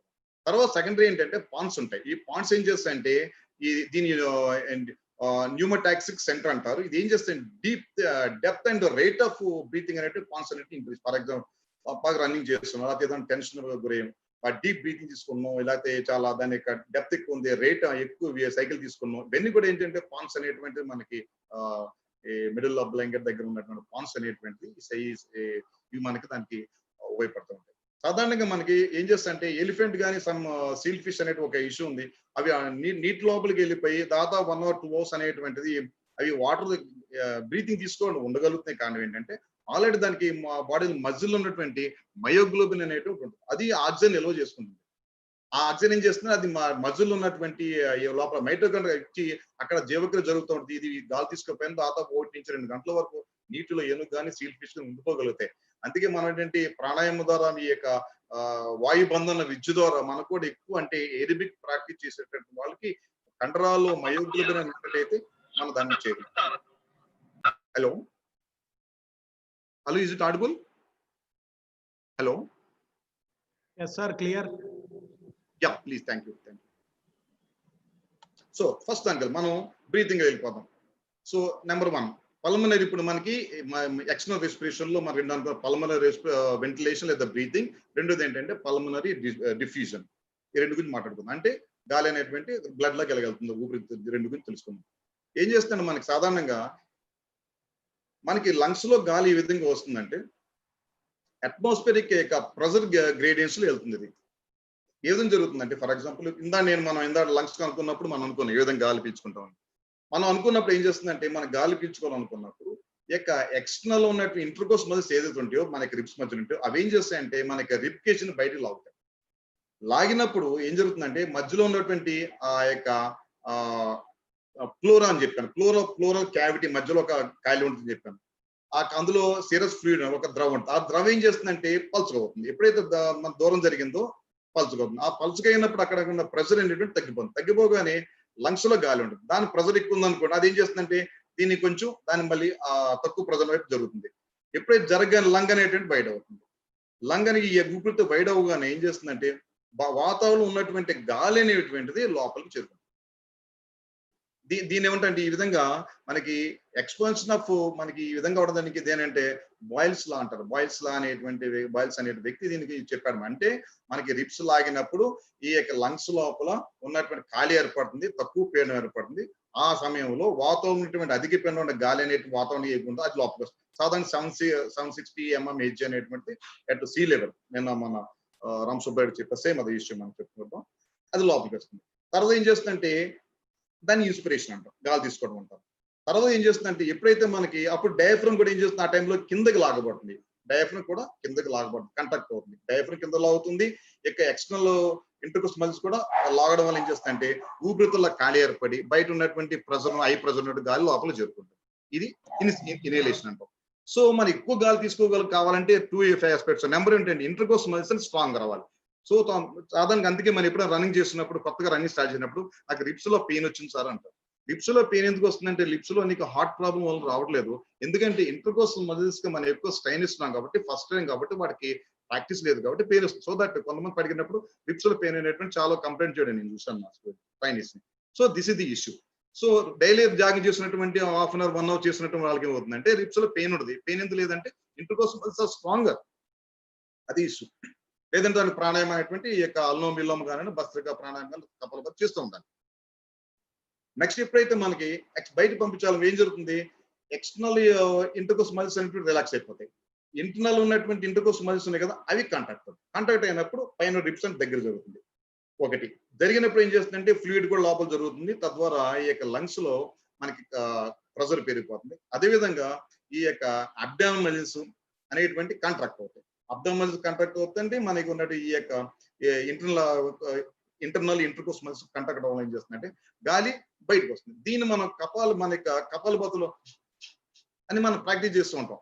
So kapalabhati is practice for internal intercostal muscles and at the same time diaphragm and abdominals. So ఇది కూడా చాలా మనకి క్రీడాకారులు చాలా ఇంపార్టెంట్. ఇది చేయాలి. ఇప్పుడు COVID-19 కూడా లంగ్స్ యొక్క కెపాసిటీ పెంచాలన్నా, ఎక్కువ గాలి తీసుకోవాలని కూడా ఇది చాలా ఇంపార్టెంట్. సో ఇది హ్యాపెనింగ్ చేస్తుంది. నెక్స్ట్, సో ఇప్పుడు మనం చూసినట్టయితే పర్సెంట్ కాంపోజిషన్ ఆఫ్ గ్యాసెస్ అనేటువంటి ఏ విధంగా ఉంటాయి అనేటువంటి చూసినట్టయితే వాతావరణంలో అనేటువంటి ఇన్స్పైర్డ్ ఎయిర్ అంటే వాతావరణం ఉన్నటువంటి గాలి. ఇది 20.93 ఉంటుంది. కార్బన్ డైఆక్సైడ్ 0.4 ఉంటుంది. అదే నైట్రోజన్ 79. ఇక్కడ ఈ నైట్రోజన్ యొక్క ఎక్స్పైర్డ్ ఎయిర్ అంటే మనకి ఊపిరితిత్తులు బయటకు వచ్చేటువంటి గాలిలో పెద్ద తేడా ఉండదు. నైట్రోజన్ చేంజ్ అవ్వదు. కార్బన్ డైఆక్సైడ్ అనేది 4% బయటికి వెళ్ళే గాలిలో పెరుగుతుంది. ఆక్సిజన్ ఉన్నటువంటి 4% తగ్గుతుంది. ఈ యొక్క రేషియో అనేటువంటి ఈ యొక్క పాజిటివ్ ప్రెషర్ గ్రేడియంట్ కోసం ఈ రెండు విధంగా జరుగుతూ ఉంటాయి. Next pulmonary diffusion next part. Second part ఏంటంటే లంగ్స్ లో వచ్చినటువంటి ఎయిర్ అనేటువంటిది ఏ విధంగా బ్లడ్ లోకి వెళ్ళాలి. సో దీన్ని మనం ఏం చేస్తామంటే మనకి మీకు క్లియర్ కనిపించడానికి నేను ఇది పెడతాను. సో సాధారణంగా మనం ఆల్రెడీ అనుకున్నాం, మన వాతావరణం అంటే బారోమెట్రిక్ ప్రెషర్ ఎంత ఉంటే 760 mm అనేటువంటి ఉంటుంది. దీన్ని స్టాండర్డ్ అట్మాస్ఫియర్ ప్రెషర్ అంటాం. 760 mm ఏసీ ఉంటుంది. అట్లా సీ లెవెల్ హై ఆల్టిట్యూడ్కి వెళ్ళి తప్పి 760 నుంచి తగ్గిపోతుంది. 500 400 300 కూడా తగ్గిపోతుంది. దాన్ని ఆల్టిట్యూడ్ ట్రైనింగ్ అంటాం. అక్కడ మనకి ప్రాబ్లం అవుతుంది. సీ లెవెల్ చూసుకోవాలి మనం. ఇప్పుడు ఫర్ ఎగ్జాంపుల్ మనకి ఇక్కడ కొన్ని ఇచ్చాను మీకు నేను. ఏంటంటే అట్మాస్ఫియర్ ప్రెషర్ 760 mm ఏసీ ఉన్నప్పుడు దాని పార్షియల్ ప్రెషర్ నైట్రోజన్ ఎంత ఉన్నట్టు దానికి 600 mm హెచ్లో ఆ నైట్రోజన్ ప్రెషర్ ఉంటుంది. అదేవిధంగా తర్వాత దీనికి ఆక్సిజన్ ఏమో మనకి కార్బన్ డైఆక్సైడ్ మనకి ఉంటుంది. దాని ఆక్సిజన్ ఏమో ఎంత ఉంటుందంటే 159 mm హెచ్ దాని ప్రెషర్ ఉంటుంది. అదేవిధంగా తర్వాత కార్బన్ డైఆక్సైడ్ ఏమో ఏముంటుందంటే 3% అనేటువంటి ప్రెషర్ ఉంటుంది. ఈ 760 mm లో మనకి రేషియో చూసినట్టు ఉంటుంది. ఇక్కడ మనకి హెన్రీస్ లా ఏం చెప్తుందంటే సాధారణంగా మనకి చాలా వరకు మనకి గాలి అనేటువంటిది ప్రెషర్ ఉన్నప్పుడు, హై ప్రెషర్ ఉన్నప్పుడు లిక్విడ్లు అనేటువంటి అది డిజాల్వ్ అవుతుంది. లిక్విడ్ అంటే ఏం చెప్పండి, మనకి లిక్విడ్ అంటే మనకి బ్లడ్ ఎక్స్టర్నల్ మనకి ఫ్లూయిడ్ అనేది డిజాల్వ్ అవుతుంది. డిజాల్వ్ అయిపోయి అనేటువంటిది లోపలికి వెళ్ళడం జరుగుతుంది. అందుకే మనకి ఊపిరితిత్తుల్లో ఉన్న బ్లడ్ కంటే ఊపిరితిత్తుల్లో ఉన్నటువంటి ప్రెషర్ హై ప్రెషర్ ఉన్నట్టయితే అందులో ఉన్నటువంటి గాలి ఏదైతే వస్తుందో ఆక్సిజన్ కొంత డిజాల్వ్ బ్లడ్ లో డిజాల్వ్ అవుతుంది. నెక్స్ట్ అదే విధంగా ఏం చేస్తుందంటే ఈ ఈ ఆల్వేల్ ఏం చేస్తుందంటే ఎప్పుడైతే మనకి లోపల నుంచి వచ్చేటువంటి కార్బన్ డైఆక్సైడ్ అనేటువంటి మనకి మనకి పల్మనరీ ఆర్టరీ ద్వారా మన లంగ్స్ నుంచి ఆల్వేలోకి కార్బన్ డైఆక్సైడ్ ఎక్కువ ఉన్నటువంటి గాలి వస్తుంది. అదేవిధంగా వాతావరణం తీసుకున్నటువంటి ఈ యొక్క గాలిలో ఆక్సిజన్ ఎక్కువ ఉంటుంది. ఇక్కడ ఏం చేస్తుందంటే సాధారణ ఇక్కడ ఏం చెప్పి మాకు ఏం తెలుసుకోవచ్చు అంటే శరీరం నుంచి ఊపిరితిత్తులకు వచ్చేటటువంటి దానిలో ఈ యొక్క కార్బన్ డైఆక్సైడ్ యొక్క దీనికి ప్రెషర్ 46 mmHg ఉంటుంది. అదేవిధంగా ఇది ఉన్నట్టయితే మన యొక్క ఊపిరితిత్తులు ఉన్నటువంటి దాన్ని ఏం చేస్తుందంటే బయట నుంచి తీసుకున్నటువంటి గాలి ఊపిరితిత్తులకు వచ్చినప్పుడు దాని యొక్క 40 mmHg ఉన్నప్పుడు ఈ 6 పాయింట్ డిఫరెన్స్ ఉన్నప్పుడు హై ప్రెషర్ ఉన్నటువంటి కార్బన్ డైఆక్సైడ్ లోపలికి వెళ్తుంది. ఆ లోపల హై ప్రెషర్ ఉన్నటువంటి ఆక్సిజన్ అనేటువంటి బ్లడ్ లోపల మన యొక్క రెస్పిరేటరీ మెంబ్రేన్ ద్వారా లోపలికి చేరిపోతుంది. ఈ విధంగా మనకి డిఫ్యూజన్ జరుగుతుంది. అంటే హై ప్రెషర్ నుంచి లో ప్రెషర్ దీన్ని ఏమంటే మనకి డిఫ్యూజన్ జరుగుతుంది. దీన్ని మనం చూడవచ్చు. మనకి ఆల్వియోలో నుంచి ఈ యొక్క రెడ్ బ్లూ ఉన్నటువంటి ఏంటంటే అవి క్యాపిలరీస్ రక్తకేశ నాళికలు ఆల్వియోల వాయుగోళం చుట్టూ దాన్ని అల్లుకుని ఉంటాయి. అది చాలా ఈ యొక్క రక్తకేశ నాళికలో రక్తం అనేటువంటిది ఒక రక్త కణం మాత్రం ప్రవేశించి కదిలేటటువంటి ఆ యొక్క స్పేస్ ఉంటుంది తప్ప ఎక్కువ రక్త కణాలు ఒకదాని తర్వాత ఒకదాంతో క్యూలో వెళ్ళినట్టు వెళ్తూ ఉంటాయి. ఇది important. Next internal transportation respiration అంటాం. దీన్ని మనం ఏమనుకున్నాం, అది కాల్డ్ దీన్ని టిష్యూ రెస్పిరేషన్ అంటాం. దీని ఇన్వాల్వ్స్ 2 రకాలు ఉంటాయి. ఒకటి ట్రాన్స్పోర్ట్ ఆఫ్ గ్యాసెస్. అంటే గ్యాసెస్ అంటే ఇక్కడ ఏంటంటే వాయువుల యొక్క ప్రయాణం అంటే రవాణా. నెక్స్ట్ ఏంటంటే క్యాపిలరీ డిఫ్యూజన్ అంటే ఊపిరితిత్తుల నుంచి పల్మనరీ వెయిన్ లోకి వచ్చినటువంటి మళ్ళీ పల్మనరీ వెయిన్ నుంచి హార్ట్ యొక్క లెఫ్ట్ వెంట్రికల్ అక్కడ లెఫ్ట్ ఆరికల్లోకి వెళ్ళి అయ్యటో ద్వారా సిస్టమ్ సర్క్యులేషన్ బయటకు వెళ్ళిపోతుంది. వెళ్తున్నప్పుడు ఆక్సిజన్ అనేటువంటిది రక్తంలో ఏ భాగం ద్వారా ట్రాన్స్పోర్ట్ అవుతుంది నెంబర్ 1. నెంబర్ 2 ఏంటంటే ట్రాన్స్పోర్ట్ అయినటువంటి ఆక్సిజన్ ఈ కణజాల లోపల వెళ్ళిన తర్వాత ఏ విధంగా కణజాల లోపలికి వెళ్తుంది. ఇది వెళ్ళిపోతున్న వెళ్ళదు. దానికి కొన్ని కండిషన్స్ ఉంటాయి. అది మనం తెలుసుకోవాలి. అది తెలుసుకున్నట్లయితే మన ఫిజికల్ ఎడ్యుకేషన్ ట్రైనింగ్ అనేది ఏ లెవెల్ చేయాలో ఏరోబిక్ యాక్టివిటీ అవసరం లేదనేది మనకు కొంచెం అర్థం డీటెయిల్. ట్రాన్స్పోర్ట్ ఆఫ్ గ్యాసెస్ అనేది ఏం జరుగుతుందంటే 2 రకాలు. ఒకటి ఏంటంటే ట్రాన్స్పోర్ట్ గ్యాసెస్ అంటే మన వాయువు మనకి నైట్రోజన్తో పని లేదు, మనకి రెండింటితో పని ఉంది. ఒకటి ఏంటంటే ఆక్సిజన్ ఆక్సిజన్ వెళ్తుంది. ఆక్సిజన్ వెళ్ళాలి, కార్బన్ డైఆక్సైడ్ తీసుకురావాలి. ఆక్సిజన్ ఎలా వెళ్తుందంటే ఇది almost 98% of oxygen transported with the tissue with the haemoglobin, oxy haemoglobin అంటాం దాన్ని. ఆక్సిజన్ సహిత ఆమ్లజన సహిత హిమోగ్లోబిన్ అంటాం. దాని ద్వారా 98% ఏంటంటే ఆర్బిసి రెడ్ బ్లడ్ సెల్స్ అంటే ఎర్ర రక్త కణాలు రక్తం ద్వారా ఆక్సిజన్ ని లంగ్స్ నుంచి కణాలు తీసుకెళ్తాయి. ఇంకా ఉన్నటువంటి 2% అంటే ప్లాస్మాలో డైల్యూట్ అయిపోయి అంటే ప్లాస్మాలో నేను ఆల్రెడీ చెప్పాను కదా హెన్రీస్ లా ప్రకారం ఏమైనా ప్రెషర్ ఉన్నప్పుడు ఆయిల్ అనేటువంటి నీటిలో కలుగుతాయి. ఆక్సిజన్ కూడా నీటిలో కలుగుతుంది, కార్బన్ నీరు కలుగుతుంది. నీటిలో కరిగి ఆ యొక్క లిక్విడ్ కరిగి వెళ్ళిపోతుంది. So this important. సాధారణంగా ఏం చేస్తుందంటే ఇక్కడ యూజువల్గా ఏం చేస్తుందంటే ఒక 100 ml బ్లడ్ 100 మిల్లీగ్రామ్ ఉన్నటువంటి రక్తం దాదాపు 5 ml ఆఫ్ ఆక్సిజన్ తీసుకెళ్తుంది. అదేవిధంగా విగరస్ ఎక్సర్సైజ్ బాగా చేసినప్పుడు ఫాస్ట్ గా రన్ అవుతున్నప్పుడు మనకి ఏం చేస్తుందంటే ఆ యొక్క కెమికల్ యొక్క రియాక్షన్స్ చేంజ్ అయిపోయి మనం జాగింగ్ చేసినప్పుడు ఇది మారిపోయి మనకి ఏం చేస్తుంది 15 నుంచి 18 మిల్లీలీటర్ల యొక్క ఆక్సిజన్ ని 100 ml బ్లడ్ తీసుకెళ్తుంది. ఇది రెగ్యులర్ ఎక్సర్సైజ్ చేసేటటువంటి వాళ్ళు సాధ్యపడుతుంది. మిగతా వాళ్ళకి సాధ్యం కదా, జస్ట్ 5 ml మాత్రం తీసుకెళ్తుంది. రెగ్యులర్ ఎయిర్బిక్ ట్రైనింగ్ ఎవరు అవుతున్నారో వాళ్ళకి ఇది సాధ్యపడుతుంది. అండ్ ఒక హిమోగ్లోబిన్ అనేటువంటి మాలిక్యూల్ ఏం చేస్తుందంటే 4 ఆక్సిజన్ మాలిక్యూల్ తీసుకెళ్తుంది. ఇది సో ట్రాన్స్పోర్ట్ నేను ఆల్రెడీ చెప్పాను. నేను ట్రాన్స్పోర్ట్ ఆక్సిజన్ అనేటువంటి 2% ఏం చేస్తున్నారు ప్లాస్మా ద్వారా అంటే నీటిలో కరిగి వెళ్ళడం జరుగుతుంది. నెక్స్ట్ ట్రాన్స్పోర్ట్ ఆఫ్ కార్బన్ అక్కడ వెళ్ళిపోతుంది, మళ్ళీ అక్కడ తిరిగి రావాలి. ఏ విధంగా వస్తుంది? సాధారణంగా రిటర్న్ అయ్యేటప్పుడు సాధారణ ఏమనుకుంటామంటే ఎర్ర రక్త కణాలు అనేటువంటి ఆక్సిజన్ తీసుకెళ్ళడం తప్పింది తీసుకురావాలని చాలా మందికి నాకు క్లాసులు అడగడం జరిగింది. కానీ ఇక్కడ ఎర్ర రక్త కణాలు అనేటువంటి ఆక్సిజన్ తీసుకెళ్ళడం కాదు, మళ్ళీ కార్బన్ డైఆక్సైడ్ తీసుకురావడంలో కూడా ప్రముఖ పాత్ర. ఎందుకంటే కార్బన్ డైఆక్సైడ్ తీసుకురావడం హెల్ప్ చేయకపోతే ఎక్కువ కార్బన్ డైఆక్సైడ్ అక్కడ ఉన్నట్టయితే అక్కడ ఎసిడిటీ నేచర్ పెరిగిపోయి ఎసిడిక్ నేచర్ పెరిగిపోయి మనకున్న ఆక్సిజన్ సరిగా అందుకే మజిల్స్ సరిగ్గా పనిచేయవు మనకి. ఈ కారణం ఏం చేస్తాయంటే రిటర్న్ అవుతున్నప్పుడు 7% ఆఫ్ కార్బన్ డైఆక్సైడ్ ఏం చేస్తుందంటే డిజాల్వ్ దీని అయిపోయి CO2 H2 CO2 ద్వారా అయిపోయి 7% డిజాల్వ్ అయిపోయి మనకి తిరిగి వస్తుంది. కానీ ఏంటంటే ఒకటి నెక్స్ట్ ఏంటంటే ఇంకో రంగం ఏం చేస్తుందంటే కార్బమీనో హిమోగ్లోబిన్ అంటే ఇందా నేను ఆక్సీ హిమోగ్లోబిన్ అన్నాం. ఆక్సిజన్ తీసుకెళ్లిన హిమోగ్లోబిన్ ఇక్కడ 2 విషయాలు మనకి కాంపిటేటివ్ ఎగ్జామ్ ఇంపార్టెంట్. ముందు మిత్రులు కూడా చాలా మంది చెప్పారు. ఆక్సిజన్ తీసుకెళ్తున్నట్టే హిమోగ్లోబిన్ ఆక్సీ హిమోగ్లోబిన్ అంటారు. కార్బన్ డైఆక్సైడ్ తీసుకొచ్చే హిమోగ్లోబిన్ అని ఏమన్నా అంటే కార్బామినో హిమోగ్లోబిన్ అనాలి. ఆల్మోస్ట్ 20% ఆఫ్ కార్బన్ డైఆక్సైడ్ ని టిష్యూస్ నుంచి ఈ యొక్క హిమోగ్లోబిన్ అనేటువంటి ఎలక్ట్రాన్ క్యారీ అవుట్ చేస్తారు. ఇంకా మిగిలినటువంటి 70% మేజర్ పోర్షన్ అనేటువంటి ఇది కార్బోనేట్ అయాన్స్ అనేటువంటిది 70% ఆఫ్ కార్బన్ డైఆక్సైడ్ ని మనకి అందులో కార్బోనేట్ అయాన్స్ గా మారి దాన్ని వెనకాల తీసుకొచ్చేస్తారు. అంటే మనకి అంటే డిజాల్వింగ్ కండిషన్ లో 70% అనే కార్బన్ డైఆక్సైడ్ రిటర్న్ అవుతుంది మనకి లంగ్స్ కి. అదేవిధంగా 20% అనేటువంటి మనకి హిమోగ్లోబిన్ తీసుకొస్తుంది. 7% ఏమో అందులో డిజాల్వ్ అయిపోయిన కండిషన్ వస్తుంది. సో దీని ఇంపార్టెంట్ ఒక 100 ml ఉన్నటువంటి డిఎక్స్ బ్లడ్ అనేటువంటి అప్రాక్సిమేట్లీ దాదాపు 4 ml of oxygen carbon dioxide మనకి 4000 తీసుకోవాలి. These transport of oxygen, transport of carbon dioxide back ఈ విధంగా జరుగుతుంది. సో నెక్స్ట్ ఏంటంటే క్యాపిలరీ డిఫ్యూజన్ అంటే ఏం క్యాపిలరీ డిఫ్యూజన్ అంటే ఏంటి? మనకి క్యాపిలరీ అంటే రక్తం వెళ్ళిన తర్వాత అక్కడ క్యాపిలరీ అంటే రక్తకేశ నాళికల నుంచి పనిచేసినటువంటి కణజాలకి ఏ విధంగా వెళ్తుంది. ఇది చాలా ఇంపార్టెంట్. అది ఏం చేస్తుందంటే క్యాపిలరీ బ్లడ్ అంటే రక్తకేశ నాళిక నుంచి ఈ మెటబాలిక్ యాక్టివ్ టిష్యూ అంటే ఇక్కడ ఇంపార్టెంట్ ఏంటంటే మెటబాలికల్ యాక్టివ్ టిష్యూ ఇక్కడ కండిషన్ ఇవ్వాలి మనం. అంటే ఏదైతే మనకి జీవక్రియలు బాగా జరుగుతుందో ఆ టిష్యూకి మాత్రం ఇది ఇవ్వగలుగుతుంది. జీవక్రియలు జరపనటువంటి డెడ్ సెల్స్ కానివ్వండి ఇన్యాక్టివ్ టిష్యూకి మాత్రం ఆక్సిజన్ సప్లై కాదు. అది ఇంపార్టెంట్. సో అందుకే ఆ కారణం చెప్తాం మనకి మనకి హెడ్ అనేటువంటి ప్రతిరోజు మనం ఏడిపిక్ యాక్టివిటీ చేయాలి. ప్రతిరోజు డైలీ చేయకపోతే ఏం చేస్తుందంటే కొన్ని అనేటువంటి అవే నువ్వు ఖాళీగా ఇంట్లో కూర్చుని నేను సాధారణంగా ఈ విషయంలో డిబేట్ చాలా జరిగింది.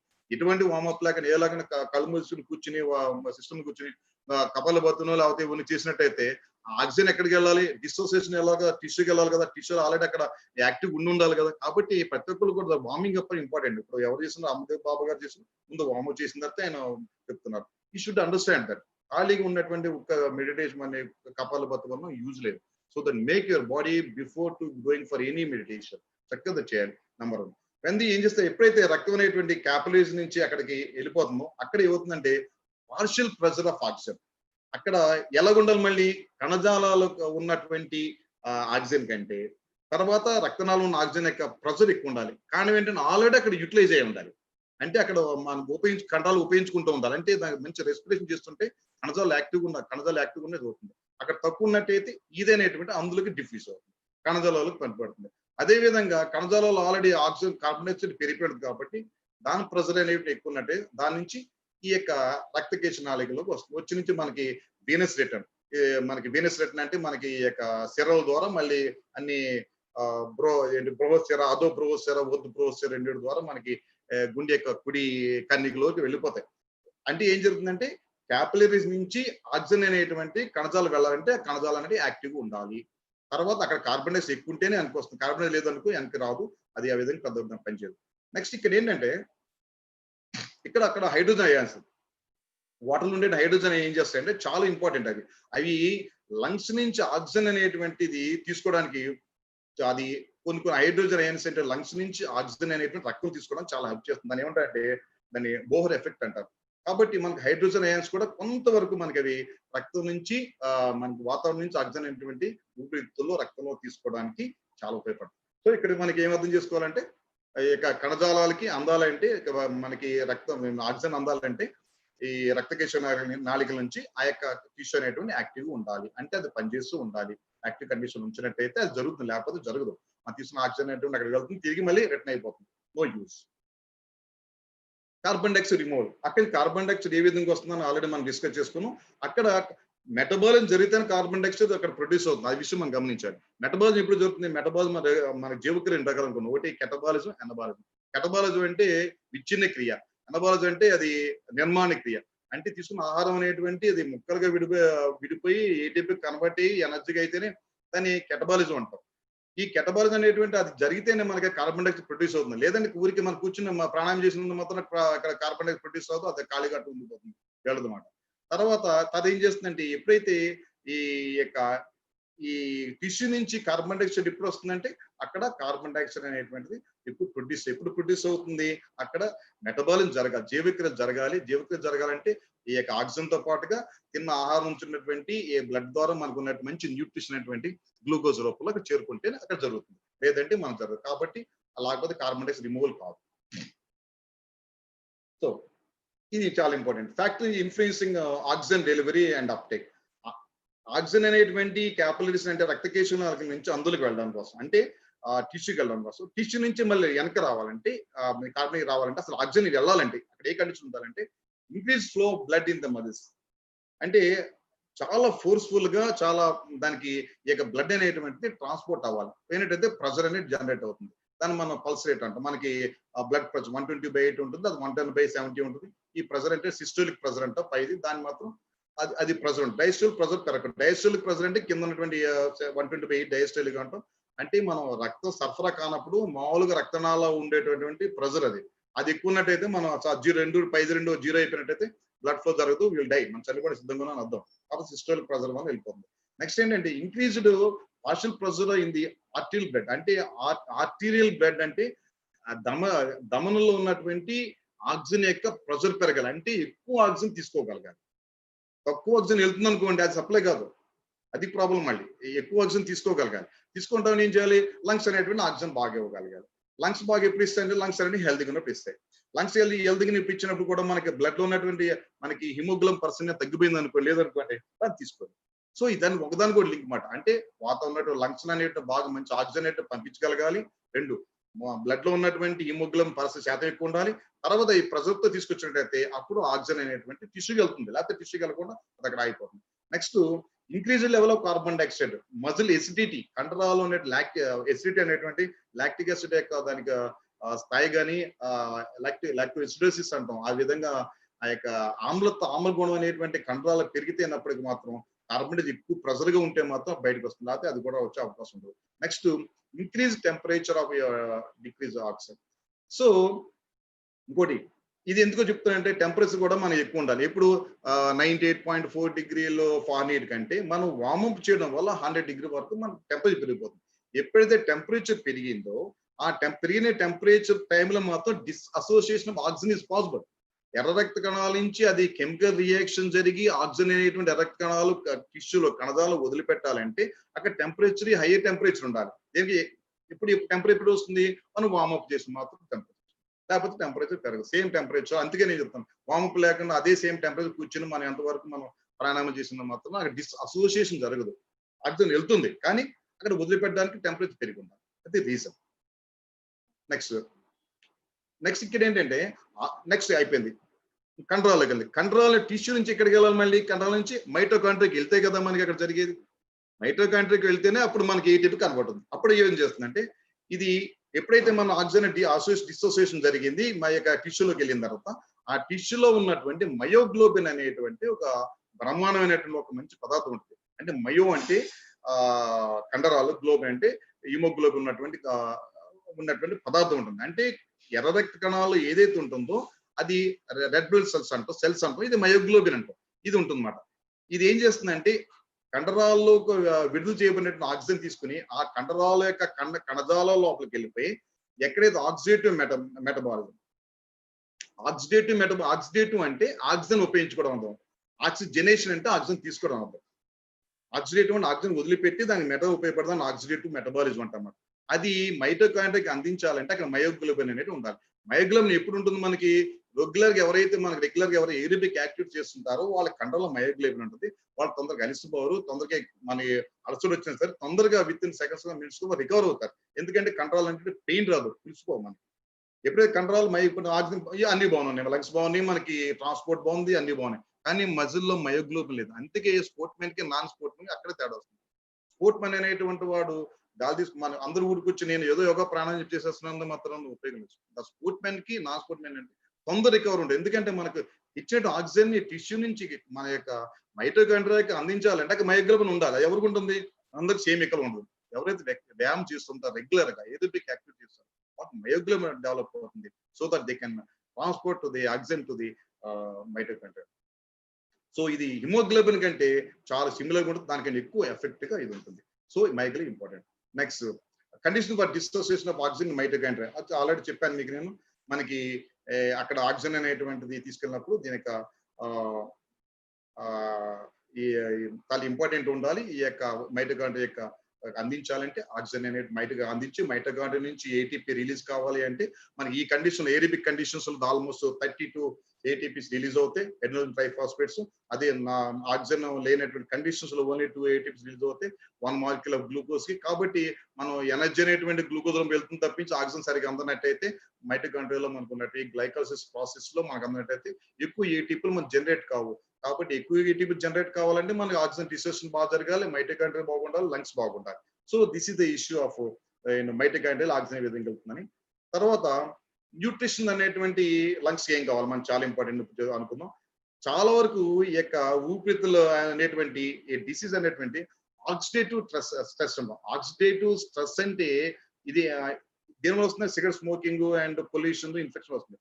ఆక్సిడేటివ్ స్ట్రెస్ అంటే మనకు ఉన్నటువంటి ఫ్రీ రాడికల్స్ అని శరీరంలో ఉంటాయి, వాటిని అలాగే యాంటీ ఆక్సిడెంట్స్ ఉంటాయి. ఫ్రీ రాడికల్స్ ఏం చేస్తాం? ఆక్సిజన్ తీసుకుంటూ ఉంటే యాంటీ ఆక్సిడెంట్స్ ఏం చేస్తాయంటే ఆక్సిజన్ ఇస్తూ ఉంటాయి. అంటే శరీరం నుండి ఆక్సిజన్ తీసేసుకుని ఆక్సిజన్ లేకుండా చేస్తుంది ఫ్రీ రాడికల్స్. యాంటీ ఆక్సిడెంట్స్ ఏం చేస్తాయంటే ఆక్సిజన్ అందించి వాటిని హెల్త్కి చేస్తుంది. అంటే ఆక్సిడేటివ్ స్ట్రెస్ అంటే మనకి ఆక్సిజన్ వేస్ట్ చేసేటటువంటి ఫ్రీ రాడికల్స్, ఆక్సిజన్ అందించేటటువంటి యాంటీ ఆక్సిడెంట్స్ ఏవైతే ఉన్నాయో వీటి మధ్య సమన్వయం లోపించి ఫ్రీ రాడికల్స్ అన్ని పెరిగిపోయినాయి అనుకోండి. ఎందుకు పెరుగుతాయి? సిగరెట్ స్మోకింగ్ వల్ల, ఆస్మా వల్ల, పొల్యూషన్ వల్ల, ఏదో రకరకాల ఇన్ఫెక్షన్ వల్ల పెరిగిపోతాయి. పెరిగినట్టయితే ఏం జరుగుతుందంటే లంగ్స్ లో అనేటువంటి ఇన్ఫెక్షన్స్ వస్తుంది. ఇన్ఫెక్షన్స్ వచ్చే లంగ్ ప్రాబ్లం స్టార్ట్ అవుతుంది. సో ఇది అవాయిడ్ చేయాలంటే ఏం చేయాలంటే మనకి ఫ్రీ రాడికల్స్ లేకుండా చేసుకోవాలంటే మనకి ఈ స్మోకింగ్ అనేటువంటి పొల్యూషన్ తీసుకుని దానికి ఉపయోగపడుతుంది. మనం మాస్క్ వేసుకోవడం వల్ల not only corona but also you're avoiding the pollution, you're taking good air. అట్లాగే మనకి ఎటువంటి న్యూట్రిషన్ తీసుకోవాలి. సో యాంటీ ఆక్సిడెంట్స్ ఇచ్చేటువంటి విటమిన్స్ ఉన్నటువంటి ఆక్సిజన్ తీసుకోవాలి. వాటి ఏంటంటే vitamin C, vitamin E, beta carotene and other carotenoids, vitamin A, fats అంటే ఒమేగా ఫ్యాటీ యాసిడ్స్ ఉంటాయి, అవి ఫిష్ ఆయిల్ లో ఉంటాయి, అవి తీసుకోవాలి. మనం సమ్ మినరల్స్ అనేవి sodium, magnesium, at the same selenium అనేటువంటి ఇవన్నీ కూడా మనకి లంగ్ ఎక్కే హెల్త్ కు ఉపయోగపడుతుంది. సో మనకి దీని మీద ఏమర్థం చేసుకున్నాం అంటే మనకి మంచి ఆహారం తీసుకోవాలి, ఆహారంతో పాటుగా లైట్ వార్మింగ్ అప్ అనేటువంటి ఏరోబిక్ యాక్టివిటీ చేసినట్టయితే మన బ్లడ్ సర్క్యులేషన్ అయితే లంగ్స్ లో బాగుంటుంది, అన్ని బాగుంటుంది, ఫ్రీ రాడికల్స్ తగ్గిపోతాయి, యాంటీ ఆక్సిడెంట్ పెరుగుతాయి, తద్వారా లంగ్ ఇన్ఫెక్షన్ తగ్గిపోతుంది. ఆ కారణం చేత శరీరం మజిల్ పవర్ ఉంటే సరిపోదు, లంగ్ స్ట్రెంగ్త్ కావాలంటే you should avoid the free radicals in the body. So that's important.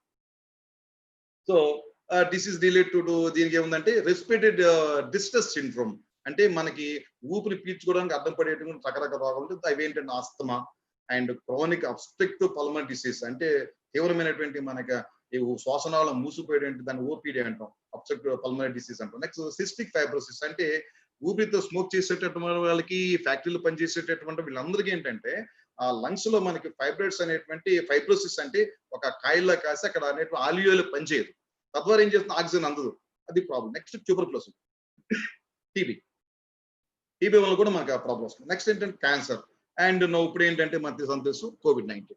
ఈ కోవిడ్-19 అనేటువంటి నెక్స్ట్ లంగ్ చేసేటువంటి ఒక ఇన్ఫెక్షన్. నాకు తెలిసిన వరకు చాలా మంది కోవిడ్-19 అనేటువంటి వైరస్ వచ్చి వెళ్ళిపోయి ఉంటుంది. Because of your sportsman, we are sportsman. ఈ రోజు నేను మీతో మాట్లాడుతున్నాను, మీరు జాయిన్ అవుతున్నారన్న వీఆర్ సేఫ్. ఎందుకు సేఫ్ ఉన్నామంటే బికాస్ ఆఫ్ మన కోవిడ్-19 మేము ఫేస్ చేసాం. కానీ ఏంటంటే because our lungs are very healthy, our body very healthy, మనకి ఆక్సిజన్ సప్లై బాగా జరుగుతుంది, లంగ్స్ బాగుంది, ఫ్రీ రాడికల్స్ లేవు, యాంటీ ఆక్సిడెంట్స్ ఉన్నాయి మనకి. ఈ కారణం చేత మనం ఉన్నామంటే బాగున్నాం. సో దానికి how to face the COVID-19. So related గా దీనికి నేను చెప్తున్నా కొంచెం మంచి హైడ్రేషన్, మంచి వాటర్ తీసుకోవడం, మంచి డైట్ తీసుకోవడం. అంటే మంచి డైట్ ఏంటంటే బిర్యానీ తినడం కాదు, మంచి అంటే న్యూట్రిషియస్ డైట్, బ్యాలెన్స్ డైట్ తీసుకోవడం, వ్యాయామం చేయడం. అధిక వ్యాయామం చేసినందుకు మళ్ళీ లంగ్స్ అలసిపోకూడదు.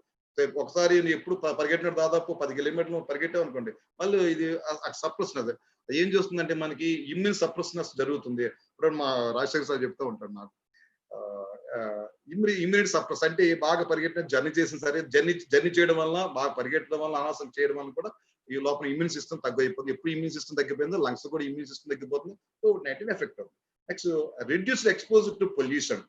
మనకి వాతావరణం ఉన్నటువంటి ఈ యొక్క పొల్యూషన్ మనం ఎక్స్పోజ్ అవ్వద్దు, అలర్జీస్ కి ఉన్నటువంటి ఏరియాకి దూరంగా ఉండాలి, ఇరిటేట్స్ మన తినే ఆహారంలో కొన్ని ఆహార పద్ధతులు ఇరిటేషన్ తీసుకొస్తూ ఉంటాయి. సో అదొక ఇంపార్టెంట్. తర్వాత don't smoke. This is smoking is highly injurious to health, the causing world fourth death ఏంటంటే స్మోకింగ్ వల్ల, ఫోర్త్ రేటెడ్ డెత్ అంటే స్మోకింగ్ జరుగుతుంది అనేది WHO చెప్పింది.